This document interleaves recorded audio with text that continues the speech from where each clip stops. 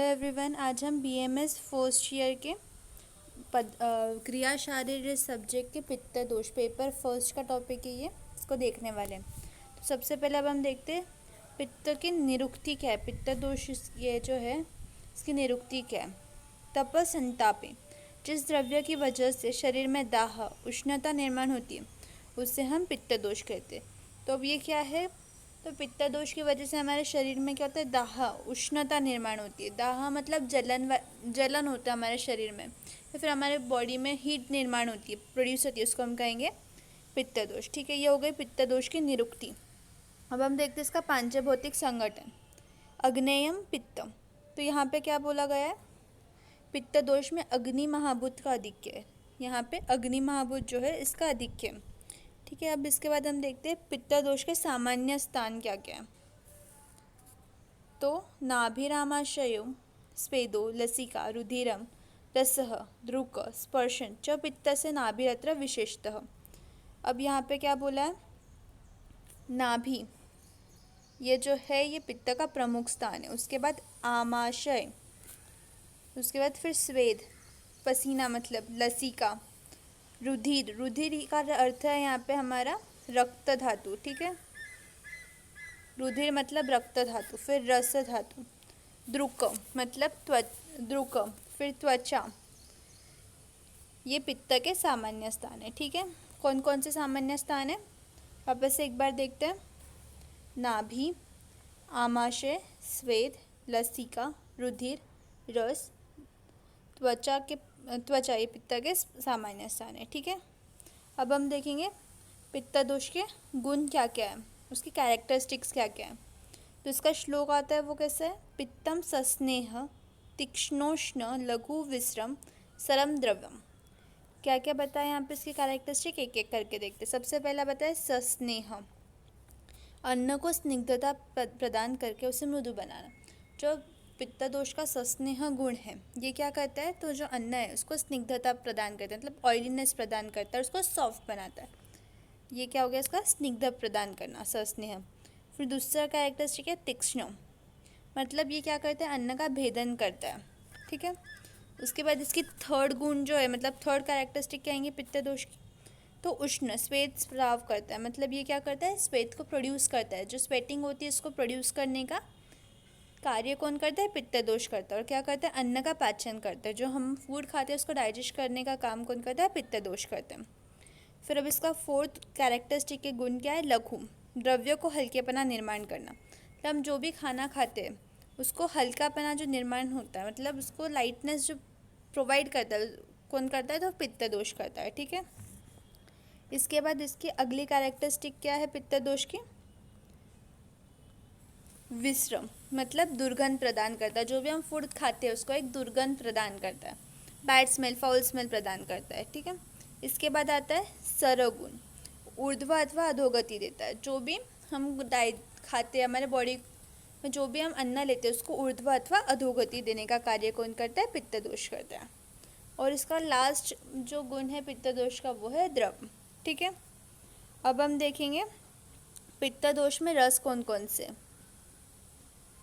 तो उसके लिए श्लोक क्या आता है, पित्तम तीक्ष्णम द्रवम पुति नीलम पीतम तथैव च उष्णम कटुरसम चैव विदग्धम चामलेव च। ठीक है, तो यहाँ पे हमको क्या दो चीज़ें याद रखनी है। इसका प्राकृत रस कौन सा है, तो वो है कटु और तिक्त। ये दो रस जो है कटु और तिक्त, ये पित्त दोष के प्राकृत रस है, मतलब नॉर्मल रस है। और विकृत रस कौन सा है, आम्ल रस, मतलब अगर कुछ डिफेक्ट आ जाता है हमारे बॉडी में पित्त दोष में तो उसका रस कौन सा होता है, आम्ल रस। ठीक है, अब हम देखेंगे पित्त का वर्ण क्या है, मतलब उसका अपीयरेंस कैसा है।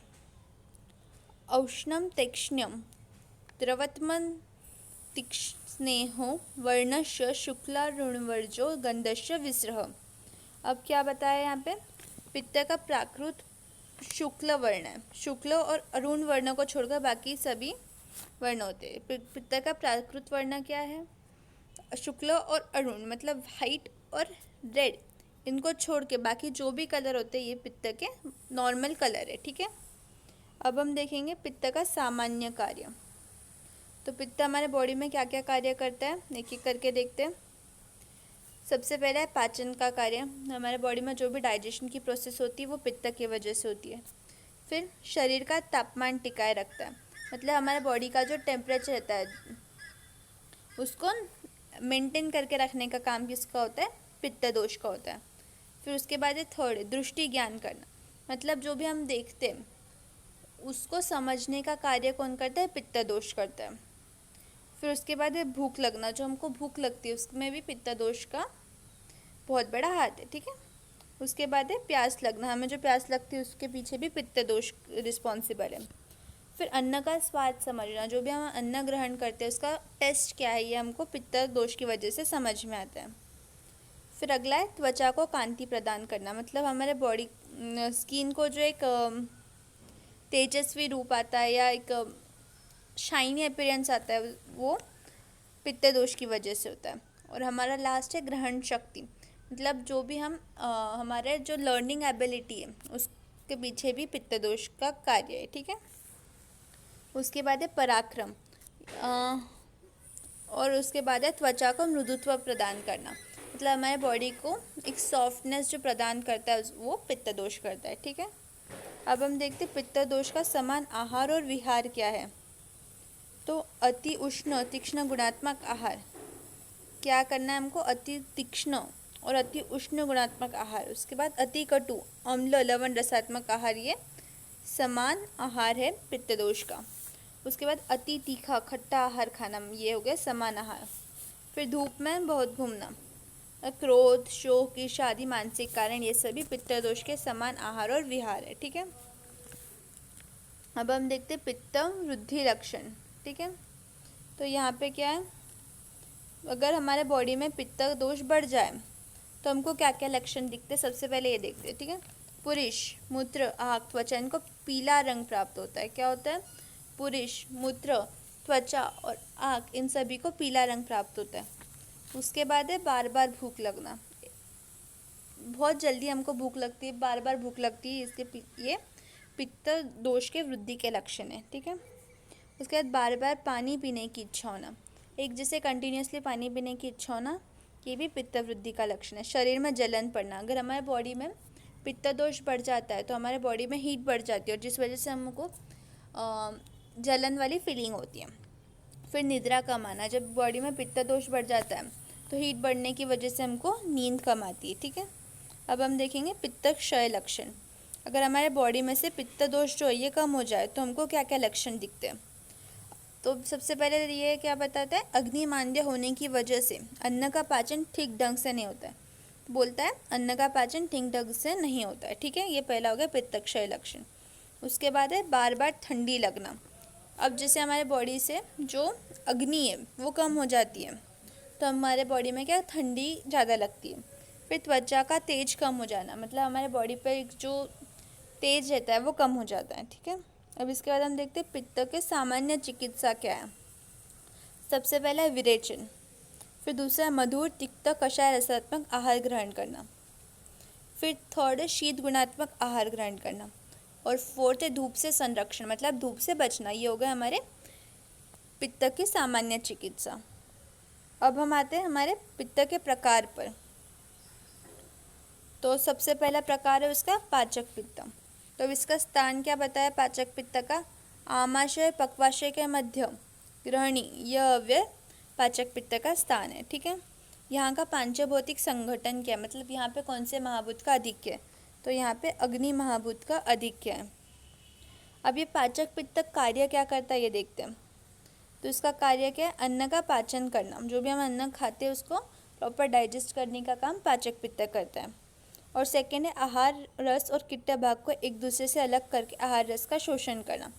पाचक पित्त क्या करता है, आहार रस और किट्ट इन दोनों को अलग करता है और आहार रस का शोषण करता है, ठीक है।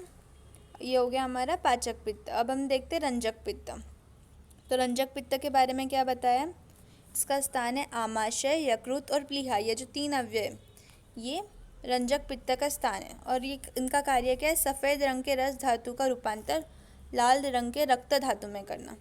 तो ये क्या करते हैं, सफ़ेद रंग का जो रस धातु रहता है इसका रूपांतर रेड कलर के लाल वर्ण के रक्त धातु में करते हैं। अब आता है हमारा साधक पित्त।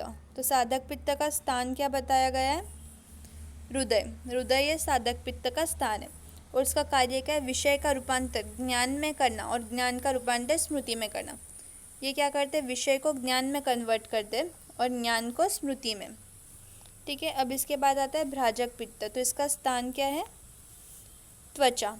मतलब हमारी स्किन जो है वो भ्राजक पित्त का स्थान है और उसका कार्य क्या है? तो त्वचा को तेज प्रदान करना, ये भ्राजक पित्त का कार्य हुआ।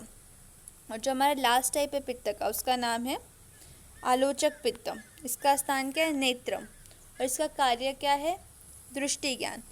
तो ये हो गए हमारे पित्त के 5 प्रकार और उनके कार्य। अगर आप देखेंगे तो जो इनके कार्य बताए गए वही हमारे, अगर हम देखा जाए तो यही सभी कार्य हमारे पित्त के कार्य हैं।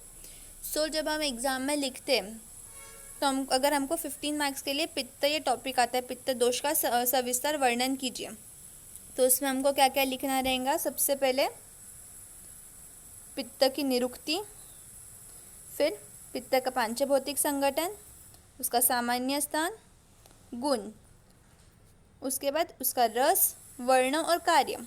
ये हो गया हमारा नॉर्मल पित्त का। उसके बाद फिर पित्त का सामान, आहार और विहार, फिर वृद्धि लक्षण और क्षय लक्षण। ये हो गया हमारा नॉर्मल पित्त के बारे में डिस्क्रिप्शन।